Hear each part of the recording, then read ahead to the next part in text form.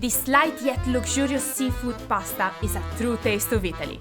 It's packed with scallops, prawns and salty samphire, then folded together in a creamy garlic and white wine sauce. It's one you want to make again and again.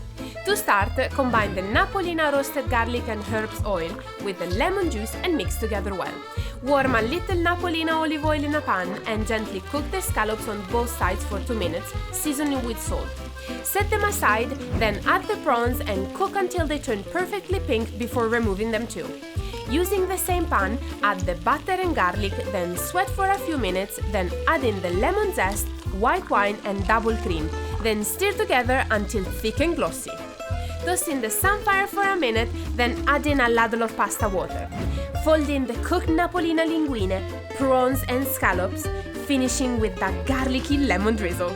Add some fresh parsley, then mix together well. Then serve in 2 bowls, top with a little extra parsley and dig in.